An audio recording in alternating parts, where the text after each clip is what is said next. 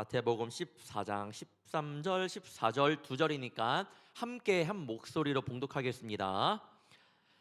예수께서 들으시고 배를 타고 떠나사 따로 빈들에 가시니 무리가 듣고 여러 고을로부터 걸어서 따라간지라.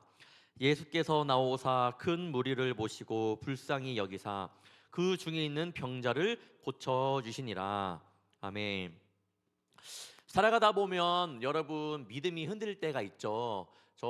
제가 그 경민 청년의 조여 갖고 어제도 함께 이야기 나누면서 들었던 것은 누구나 믿음이 흔들릴 때가 있고 참 쉽지 않은 그때를 경험한다라는 것을 느끼게 되었습니다. 저 또한 그런 고백을 했고 청년들도 그렇게 고백을 했습니다.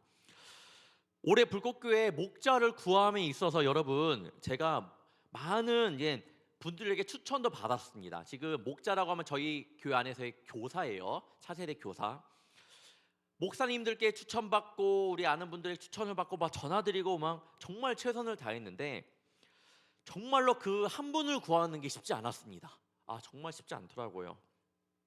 그러다가 어느 한 분에게 전화를 했는데 그분이 한번 고민해 보겠습니다 라는 이야기를 저한테 하더라고요. 그 말은 뭐예요? 그래, 한번 마음은 있다라는 것을 보여준 거잖아요. 굉장히 기뻤습니다. 그런데 그분이 한번 그렇게 이야기를 하고 이제 2주 뒤에 전화를 드렸었는데 이분이 목자로 섬기겠다라고 이야기를 하더라고요. 너무나 감사했습니다. 그런데 그렇게 생각을 하게 된 이유가 있었습니다. 왜 목자를 제가 고민했을 때 왜 그거를 그래서 생각해 보겠다라고 말씀했는지, 왜 목자에 대해 마음이 생겼는지 여쭤보니까 흔들리는 믿음 때문이라고 이야기하더라고요. 목자를 결심하게 된 이유가 자신의 흔들리는 믿음 때문이라고 이야기를 했습니다. 예전에 다니던 교회에서 청년회 때에 굉장히 교사로서 열심히 봉사를 했는데 그땐 쉽지 않았다고 고백을 하더라고요. 하지만 교회에 붙어 있으면서 행복하고 그런 시간도 있었는데 때로는 쉽지 않았겠죠. 그 후에 이제 교회를 옮기게 되었고 또 결혼도 하게 되었고 또 자녀도 낳다 보니까 이제는 마음적으로는 조금 그래도 교회에서 마음적으로는 편안해졌는데 자꾸만 마음 가운데 뭐가 드냐면 왜 나는 자꾸만 왜 이렇게 마음이 공허하지? 왜 마음이 자꾸만 흔들리지 마음이? 예전에는 봉사하느라 힘들었는데 목자하느라 교사하느라 힘들었는데 오히려 그걸 놓고 나니까 때로는 쉼을 얻고 그 가운데 평안함도 있기도 했었는데 시간이 지나다 보니까 자꾸만 그 마음 가운데 공허함이 생기더라고요. 그렇게 이야기를 하였습니다. 언제부터인지 모르겠지만 점점 자신의 믿음 가운데 흔들림이 있다라고 저한테 이야기를 했습니다. 그래서 그렇지만 다시 목자를 스스로 하자고 하니 좀 아닌 것 같고 또 자신도 없고 그렇게 고민하는 찰나에 제가 전화를 하게 된 거예요. 흔들리던 믿음 때문에 고민하고 하고 싶은데 혼자 스스로 먼저 하겠습니다라고 하기에는 그렇고 기다리고 있던 찰나에 제가 전화를 하게 되었고 그래서 그 마음을 가지고 목자를 하게 되었다고 이야기를 했습니다. 다음 주부터 유초등부로 나오는데 그분의 그 여러 가지 상황을 듣고 이런 생각이 들었습니다. 그러면 흔들리는 믿음이 나쁜 건가? 저 이런 생각을 하게 되었습니다. 흔들리는 믿음이 나쁜 건가? 여러분 믿음이 흔들릴 때가 있잖아요. 나쁜 걸까요, 그게? 왜 이렇게 생각을 하냐? 오히려 그 흔들리는 믿음 때문에 그분이 목자를 하게 된 것이 아닌가라는 생각이 들었습니다. 흔들리는 믿음 때문에 목자에 대한 생각이 다시 한번 들게 되었고 목자를 하게 되었습니다. 그럼 흔들리는 믿음이 꼭 나쁜 건가? 여러분 흔들리는 믿음이 보여주는 것이 있습니다. 무엇을 보여주나요? 믿음입니다. 무슨 말이냐? 다시 말씀드리면 흔들리는 나뭇가지, 여러분 나뭇가지가 흔들린다라는 것은요 뭐예요? 나뭇가지가 있다라는 것을 증명하는 겁니다. 흔들리는 믿음이 있다라는 것은 뭐예요? 믿음이 있다라는 것을 보여주는 거예요. 여러분의 믿음이 흔들릴 때가 있나요? 그때 내 자신의 연약함을 탓하지 말고 그래도 나에게 흔들리더라도 흔들리는 그 믿음이라는 것이 있다라는 것에 좀 감사할 줄 아는 우리 청년들이 되기를 바랍니다. 우리 마음 가운데 흔들리고 내가 연약한 믿음 때문에 고민하지 말고, 그래도 그 믿음 때문에 고민할 수 있다라는 것에 대한 감사함을 가져보기를 바랍니다. 믿음조차도 없다면 흔들릴 믿음조차도 없다라는 거예요. 발업기는 이 청년의 때에 여러분 한번 여러분의 믿음도 흔들려 보고, 그래서 그 흔들린 믿음에 대해 고민도 해보면서 비 온 뒤에 땅이 굳어진다고 말하는 것처럼 흔들린 믿음 가운데에 더 굳세어진 그 믿음이 생길 줄 믿습니다. 흔들리는 믿음, 여러분 그것 때문에 고민하지 말고 그럼에도 불구하고 감사할 줄 아는 우리 청년들 되기를 바랍니다. 예수님에게도 그 흔들릴 수 있는 그런 상황이 있었습니다. 여러분, 예수님에게도 흔들릴 수 있는 그런 상황이 있었는데, 그런 상황 사건들을 통해 예수님은 어떻게 이겨냈을까 한번 말씀을 통해 나누기를 원합니다. 먼저 세례 요한이 왜 죽었는지부터 한번 알아봐야 됩니다. 세례 요한이 왜 죽었는지 마태복음 14장 3, 4절에 나옵니다.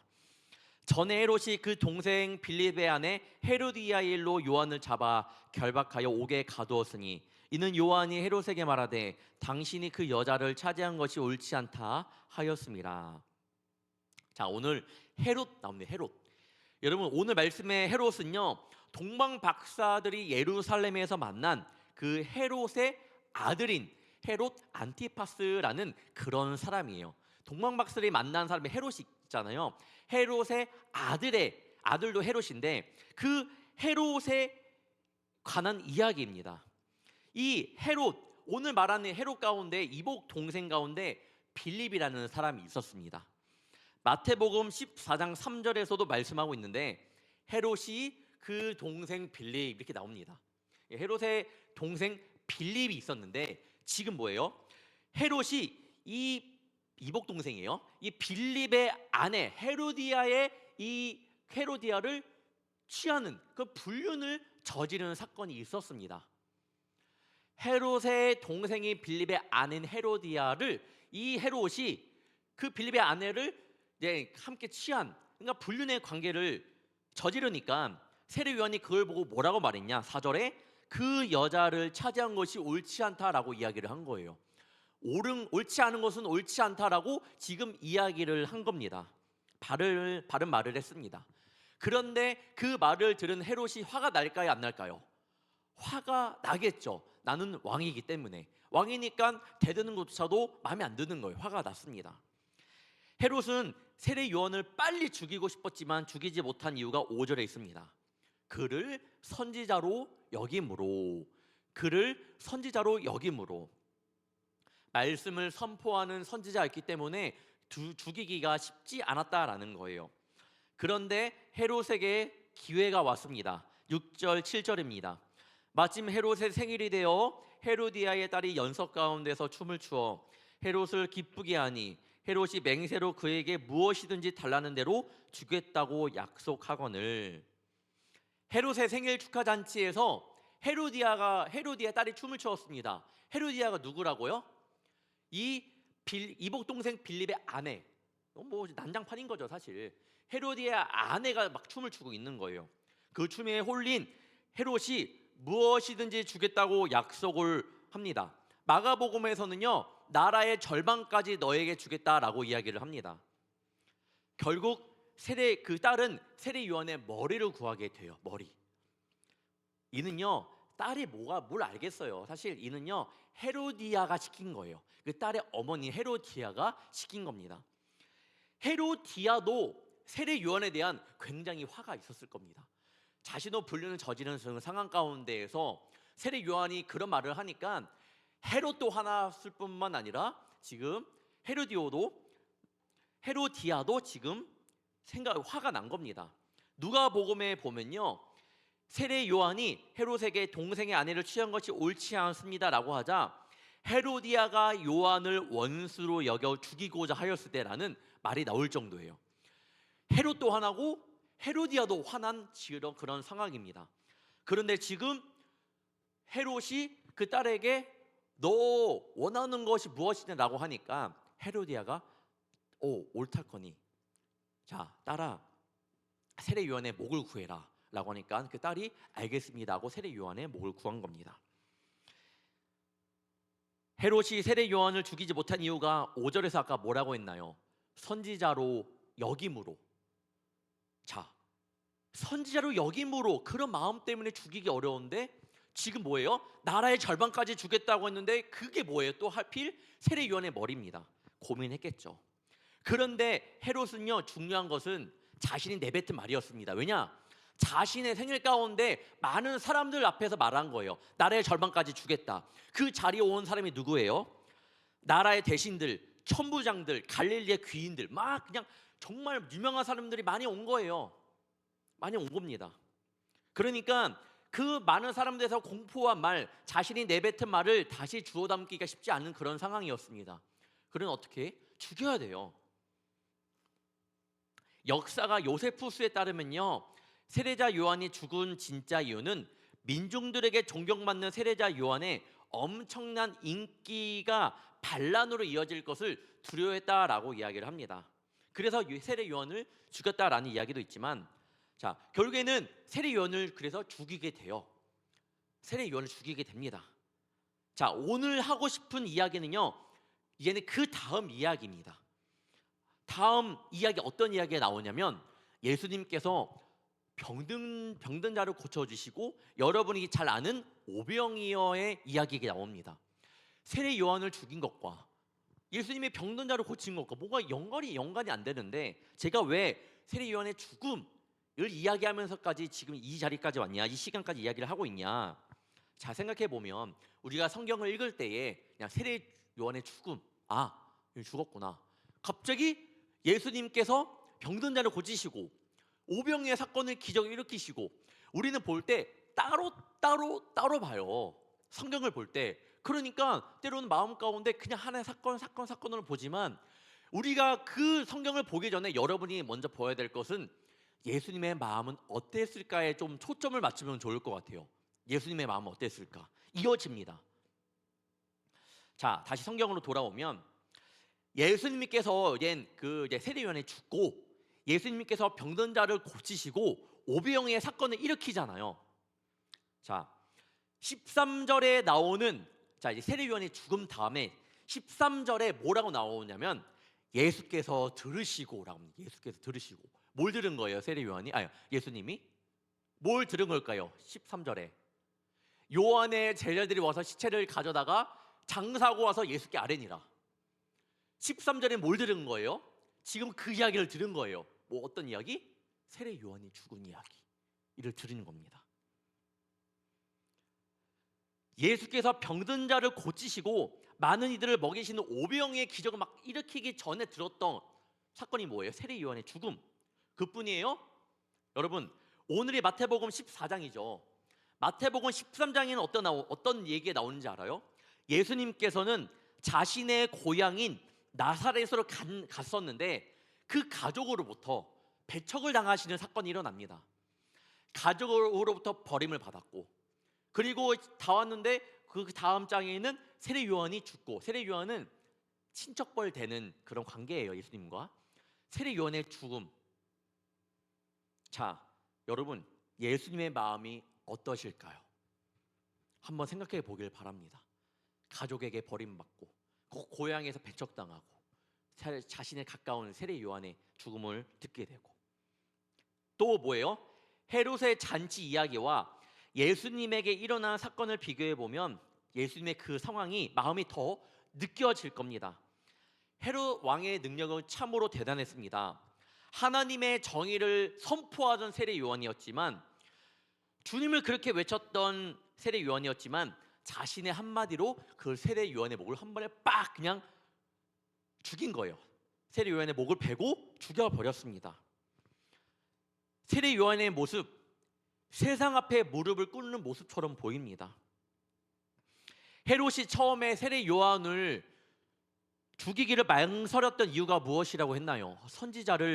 선지자이기에 죽이기 두려웠다라고 이야기를 했잖아요. 그런 상황 가운데서 지금 헤롯은 세례 요한을 죽였습니다. 뭐예요?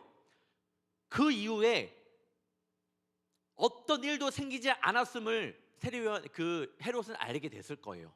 그리고 헤롯은 기고만장했을 겁니다. 저는 이 모든 사건들이 세례 요한의 죽음의 사건이 악의 세력의 힘을 보여주는 하나의 장면처럼 보여줍니다. 우리도 그럴 때 있잖아요. 믿음으로 막 나아가려고 하는데 현실의 벽이 딱딱딱 우리의 길을 막고 있습니다. 정말 최악의 상황들이 우리에게 막 다가오는 거예요. 여러분 어떻게 반응하시나요? 그 상황 속에서 아멘하며 믿음으로 이겨 나갈 수 있는 사람이 몇몇이나 될까 쉽지 않습니다. 오히려 믿음이 흔들리면 흔들렸지 그 상황을 이기기가 쉽지 않습니다. 또 여러분 그때라도 그래도 기도하고 나가지만 오히려 결과가 좋지 않음을 볼 때가 있습니다. 오히려 설상가상으로 내가 신앙생활을 덜 할 때 선하고 좋은 결과가 내 눈앞에 펼쳐질 때가 있습니다.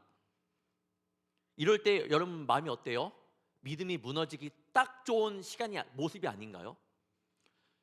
모든 게 지금 잘 풀리지가 않고 있는 상황 가운데 남들은 더 잘 돼. 예수님의 상황이 지금 그런 거예요, 여러분. 친척은 죽었지. 또한 뭐예요? 예수님은 고행에 배척당했지. 일이 잘 풀려야 되는 그런 상황 가운데에서 그런 안 좋은 일들만 생겨나고 있고, 헤롯은 더 기세등등해지고 있고, 지금 악은 승리한 것처럼 보이지만 예수님이 처한 상황은 아주 최악으로만 치닫는 그런 상황으로만 보이게 됩니다. 여러분, 믿음 없이는 하나님을 기쁘시게 하지 못한다고 말씀하지만 오히려 그런 상황들이 믿음의 소용이 있나? 믿음이 필요 있나라고 우리의 생각을 이렇게 자꾸만 바꾸어 갑니다. 이런 생각들을 하게 만들어 버립니다. 최근에 어느 무당의 글을 본 적이 있습니다. 교회에서 세례를 받았는데 무당이 되었다라는 그 사람의 그 글이었습니다. 그러면서 말하기를, 기독교는 존중하나 제 삶의 기준에서는 예수님보다 자신의 신명님이 이루어 주신 눈에 보이는 결과가 더 많으니 예수님을 믿으시는 만큼 예수님을 따를 수 없게 된 저의 세상도 존중해 주십시오라는 그런 글이었습니다. 무당이 직접 글을 올린 거예요. 예수님 믿는 사람이었는데 눈에 보이는 것을 저 잘 이루어지신 그때는 내가 신명님께 빌 때였다. 그러니까 내가 예수님을 따라가지 못한 이유 여러분 이해해 주십시오라는 이야기입니다. 또한 이분은 어떻게 이야기를 하냐, 무당되고 신령님과 소통하며 인생이 풀린 자신은 교회만을 다니던 그 시절이 천국이라 할지라도 이제는 자신은 지옥을 가기로 마음을 먹었다고 하였습니다. 그러니까 교회에서 우리가 신앙생활 잘하고 하나님 나라에 갑시다, 이 천국입니다라고 외쳤지만 지금 내 눈에 보이는 결과를 잘 좋게 해주신 거는 신명님이라는 거예요. 그것이 천국이라고 하면 나는 지옥이 좋다라고 이야기를 할 정도예요. 예수님을 믿을 때보다 지금이 더 좋은 결과를 가져다 주니 그 예수님을 버리고 우상을 따라가는 이 모습, 여러분 우리가 무당이 안 되어서 그렇지 사실 우리의 모습과 뭐가 다른지 한번 곰곰이 생각해 보기를 바랍니다. 세상의 높은 벽 앞에서 먼저 기도함으로 나가기보다 스펙을 쌓고 있고 어려운 상황에 부딪힐 때 주님을 붙잡고 끝까지 기도하기보다 친구의 그 말 한마디에, 내 멘토의 그 한마디에 귀를 기울이고 있는 모습이 사실 그 무당과 무엇이 다를까요? 우리가 왜 그렇게 주님 앞에 나아가지 못하고 세상 것 가운데 답을 찾으려고 하고 있나요? 그것이 내 눈에 보여주는 결과를 가져다 준다고 생각하기 때문입니다. 그게 무당과 뭐가 다르냐라는 거예요. 여러분, 지금 예수님이 맞닥뜨린 상황은요, 믿음을 포기해도 우리가 이해할 수밖에 없는 그런 상황들이에요. 만약에 여러분이 그런 상황 가운데 처해 있다, 그렇게 말을 하는 거예요. 내가 가족에게 버림받았고 내 주변에 있는 사람과 다 죽고, 하나님이 살아계십니까? 저 못하겠습니다. 저 더 이상 하나님이 살아계신 거 믿지 않아요. 이렇게 얘기할 때 우리가 힘들겠구나, 정말 어떻게 해, 이해가 되는 상황이라는 거예요. 지금 예수님의 상황이 그렇다라는 겁니다. 세상의 것들만이 승리하는 것 같은 그런 상황들 속에 지금 예수님이 계십니다. 그런데 예수님은 그런 상황 속에서 성경이 말씀하고 있는 예수님께서 보여주시는 모습은요, 참으로 감동이 되는 그런 말씀입니다. 예수님은 여러분, 그런 상황과 상관없이 어떻게 하시냐? 오직 자신의 눈길을 병든 자에게로 향했습니다. 그게 답이에요. 믿음이 흔들릴 때 우리가 생각하기에는 더 기도하심으로, 더 어떻게 제자들을 이렇게 하심으로, 더 함께 모여서 뭔가 나눔으로 이렇게 믿음을 쌓았다, 이렇게 이겨냈다라는 것을 원할지 모르겠지만, 예수님이 보여주신 모습, 배척당하고 친척이 죽고, 그뿐만 아니에요. 예수님을 굉장히 모함하는 일도 많았단 말이에요, 그때. 근데 예수님이 보여주신 사건은요, 뭐예요? 병든 자를 고쳐주시고 오병의 기적을 보여주시고. 여러분, 저는요, 예수님이 우리에게 보여주는 모습은 참 다르다라는 것을 느끼게 되었습니다. 참 다르다. 이게 예수님의 마음이지 않은가? 저는 이 말씀을 조금 많이 묵상을 했는데, 여러분, 예수님께서 보여주신 모습은 뭐예요? 그런 상황 가운데 있을 때 예수님이 보여주신 모습은요, 흔들림이 있는 모습이 아니라 흔들림이 없는 모습이었습니다. 조금의 흔들림도 없었고 악의 세력에 굴복되는 모습도 아니었습니다. 그냥 어떠한 말씀을 하시기보다도, 어떤 것을 보여주기보다도 예수님이 했던, 우리에게 하시는 말씀은 그냥 한 영혼을 향한 사랑의 모습을 보여주었습니다. 그게 답이래요. 그게 답이래요. 저는 여러분, 예수님의 그런 모습을 보면서 예수님의 마음이 어떠실까 이해가 안 되었습니다.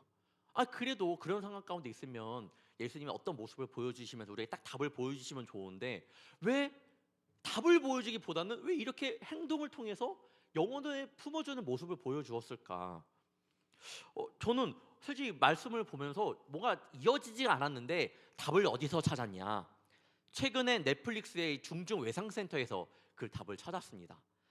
한 아버지가 뇌사자로 장기 기증을 하게 되었습니다.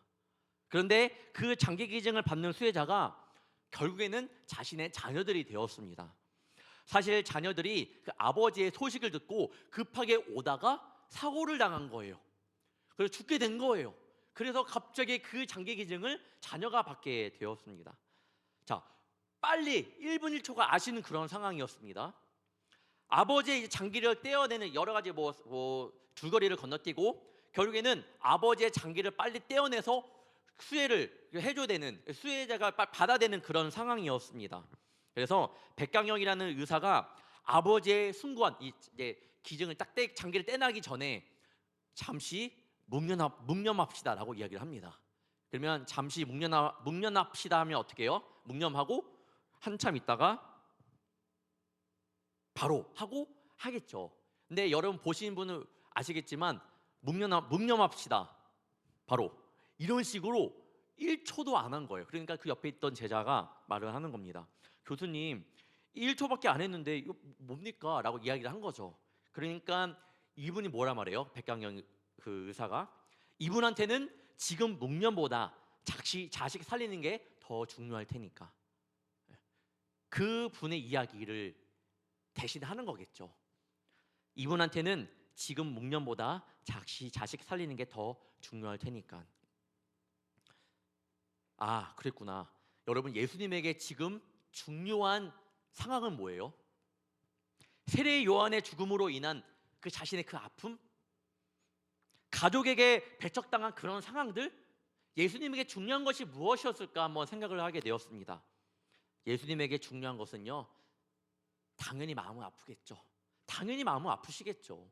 그렇지만 더 중요한 것은요, 눈앞에 보이는 병든 자의 치유, 그리고 많은 사람들의 영혼의 구원이 더 중요했습니다. 자신을 힘들게 하는 아픔보다 그 이웃을 향한, 그 사람들 병든 자를 치유하는 그것이 더 급했던, 빨리 해야 됐던 예수님의 마음이었습니다. 사랑하는 청년 여러분, 우리의 믿음이 흔들릴 때 반드시 생각하기를 원하는 것은 우리 주님께서 그렇게 우리를 사랑하신다라는 것을 좀 알면 좋을 것 같아요.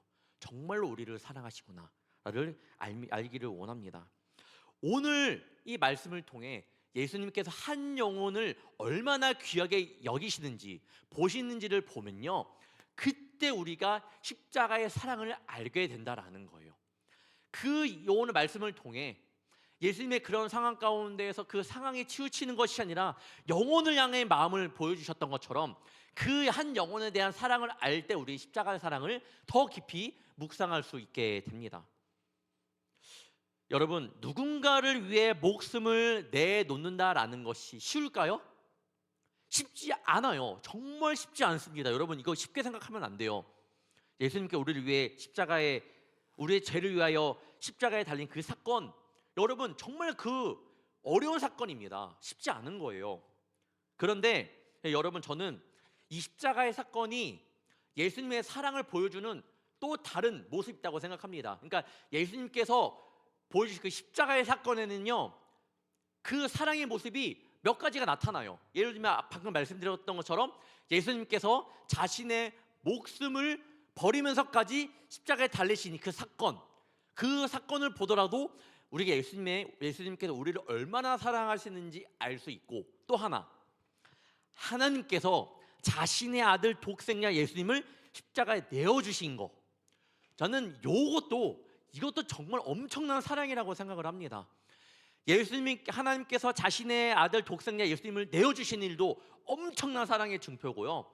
그 다음에 그 말씀 가운데 순종함으로 예수님께서 우리의 죄를 위하여 자신의 목숨을 내어놓으신 일, 이것도 엄청난 하나님의 사랑을 보여주고 있는 일이라고 생각을 합니다.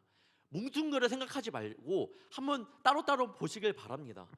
정말 우리를 얼마나 사랑하시는지를 우리는 알게 됩니다. 여러분, 그 최근에 한 초등학교에서 어린아이가 일반인도 아닌 교사에 살인당한 아주 끔찍한 사건이 있었죠. 그 아버지의 인터뷰를 보는데 여러분, 그 느낌 알아요? 그 먹먹함? 가슴을 쪼여오는 듯한 그 마음, 얼마나 힘드실까? 이 말조차도 그분에게는 위로가 되지 않을 것 같다라는 생각에 마음이 아프더라고요. 그분이 10초간 자녀를 위해 기도해 주세요라고 인터뷰 가운데 이야기를 했을 때에 마음이 너무 아파 저도 함께 10초 동안 기도했습니다. 하나님, 저 아버지의 마음을 꼭 붙잡아 주세요. 사랑하는 청년 여러분, 우리 하나님이라고 독생자 예수님을 십자가에 내어주시는 일이 쉬웠을까요? 우리는 그게 그냥 고개가 끄덕여집니다. 그냥 내어주셨구나, 그 정도만 생각할 수 있어요. 만약 예수님께서 우리의 죄를 대속하시길 때 기쁜 마음이었을까? 또 하나님은 우리가 믿는 신이니까 아무런 감정이 없을까? 아니에요. 성경은요, 하나님에 대해, 그 감정에 대해 많은 말씀을 하고 있습니다. 요한 1서에 하나님은 사랑이심이라 사랑에 대해 이야기하고 있고, 스바냐서에 너로 인하여 기쁨을 이기지 못하시며 기쁨을 이야기하고 있습니다. 창세기 6장 6절에 땅 위에 사람 지으셨음을 한탄하사 마음에 근심하시고 슬픔과 탄식을 이야기하고 있습니다. 로마서 1장 18절에 하나님의 진노가 불의로 진리를 막는 사람들의 모든 경건하지 않는과 불의에 대하여 하늘로부터 나타나나니 분노에 대해 말씀하고 있고, 이후에도 질투, 국률, 자비, 후회하심이 나타납니다. 당연히 우리 사람들처럼 변덕스럽거나 순간적인 감정은 아니지만 분명히 하나님은 우리 그런 감정이 있으십니다. 다시 돌아와 말씀하고 싶은 건 하나님은 사랑이라는 거예요. 사랑, 여러분이 이성에게만, 부모님에게만 그 사랑을 느끼는 것이 아니라 여러분, 하나님에게서도 그 사랑을 한번 많이 느끼길 바랍니다. 나를 얼마나 사랑하시는지를 꼭 깊이 느끼는 우리 브릿지 청년들 되길 바랍니다. 마태복음 7장에 보면 하나님은 우리의 관계를 이렇게까지 생각을 하고 계세요. 너희 중에 누가 아들이 떡을 달라는데 돌을 주며 생선을 달라는데 뱀을 줄 사람이 있겠느냐? 너희가 악한 자라도 좋은 것으로 자식에게 줄 알거든 하물며 하늘에 계신 너희 아버지께서 구하는 자에게 좋은 것으로 주시지 않겠느냐? 9절에 누가 아들이 떡을 달라는데 돌을 주겠냐? 11절에 너가 악한 자라도 좋은 것으로 자식에게 주는데, 여기서 보시길 바랍니다. 하물며 자식에게도 하는데 하물며 하늘에 계신 너희 아버지께서 구하는 자에게 좋은 것으로 주시지 않겠느냐? 이 단어를 통해 뭘 봐요? 하나님께서 우리를 사랑하는 마음, 우리가 우리 자녀를 사랑하는 것보다 더 많이 부모님과 자녀 사이의 관계보다 더 깊은 관계를 원하십니다. 하물며 여러분, 오늘 읽지 않았지만 그 다음 마태복음 14장 후반절의 모습은 어떤 모습이 나타나냐? 예수님께서 계속 병든 자를 고치시고 먹이시고, 다음 장 보면 또 먹이시고 또 고치시고, 계속 그 사역을 이어가십니다. 여러분, 이 말씀을 기억하길 바라요. 예수님이 우리를 얼마나 사랑하시는지. 십자가의 사건이 또한 보여주는, 제가 한 가지 말 안 했거든요. 그 사랑이 얼마나 큰지 보여주는 한 가지 사건이 있습니다. 바로 예수님 앞에 여러분 어떤 수식어가 붙나요? 죄 없는 예수님. 죄 없는 예수님께서 우리의 죄를 위하여 대신 돌아가신 그 사건. 하나님께서 독생자를 내어주시고, 예수님께서 그 순종에서 자신의 목숨까지 내어주시고, 그런데 알고 보니 죄가 없으셨고, 여러분 그 마음, 예수님이 얼마나 우리를 사랑하시는지 기억하기를 간절히 원합니다. 말씀을 정리합니다. 여러분, 믿음이 흔들릴 때 이 세 가지만 기억합시다. 흔들릴 믿음이 있음에 감사하는 청년이 됩시다. 흔들릴 믿음조차 없는 청년보다 많이 흔들려보고 그 흔들림을 통해 더 믿음이 굳건해지는 청년이 되길 바랍니다. 두 번째, 육신의 몸을 입고 온 예수님에게도 어려운 상황이 있었습니다. 하지만 그때에 예수님께서 집중한 것은 그 상황이 아니라 그 영혼을 사랑하는 그 마음이었다라는 것을 기억하면 좋을 것 같아요. 세 번째, 예수님께서 사랑한 그 한 영혼은 다름 아닌 바로 나였음을 기억합시다. 예수님께서 사랑한 그 영혼, 그렇게 십자가에서 피 흘리시면까지 우리 희생하신 그 모습, 바로 나를 사랑하심이었기 때문임을 꼭 기억하길 바랍니다. 흔들리는 믿음이라 할지라도 얼마나 더 믿음이 굳건해지기 위해 흔들리는지 감사하며, 여러분 그 가운데 하나님의 사랑을 잊지 말고 복된 길로 나아가는 우리 귀한 청년들 되기를 주님의 이름으로 축원합니다. 기도하겠습니다. 사랑의 주님, 어제 강원도로 다녀오면서 묵상하기 원했던 것은 너무 바쁜 삶 속에서 당연히 여겨왔던 예수님의 그 하나님의 전지전능함을 느끼기를 원했습니다. 천지를 창조하시고 나를 창조하신 주님의 높고 위대하심을 다시 한번 묵상하기를 원했습니다. 주님, 우리는 너무나도 연약하여 잘 잊어버립니다. 주님이 얼마나 위대하신 분인지, 나를 창조하신 그 사실만으로도 주님의 위대하심을 느낄 수 있어야 하는데 그냥 쉽게 잊어버릴 때가 있었습니다. 아무리 바빠도 주님의 높고 위대하심을 잊지 않게 하시며 주님을 찬양하는 복된 브릿지 청년들 되게 하여 주옵소서. 또한 오늘 이 시간 말씀을 통하여 주님의 깊고도 넓은 그 사랑을 느낍니다. 하나님께서 독생자 예수님을 십자가에 내어주신 그 사랑, 예수님께서 우리를 위하여 피 흘리며 십자가에 달리신 그 사랑, 죄 없으신 예수님께서 죄인인 우리를 위해 그 죄를 짊어지신 그 사랑, 주님, 그 사실이, 그 사랑이 우리 청년들의 마음 깊숙이 와닿기를 원합니다. 그 사실이 믿어질 때에 더 이상 내 믿음이 흔들리는 것이 아니라 굳건한 반석 위에 설 줄 믿습니다. 그때 어떤 상황이 온다 하더라도 세상을 바라보는 것이 아니라 하나님이 나를 얼마나 사랑하시는지를 보는 우리 청년들이 될 줄 믿습니다. 그 믿음을 주옵소서.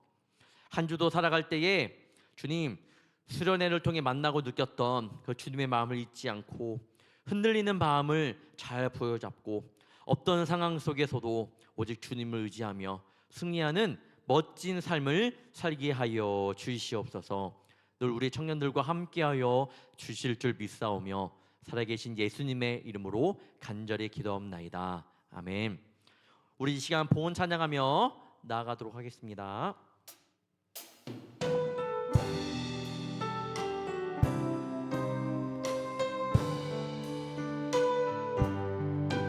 날 구원하신 주 감사, 모든 것 주심 감사, 지난 추억이 내 감사, 주 내 곁에 계시네.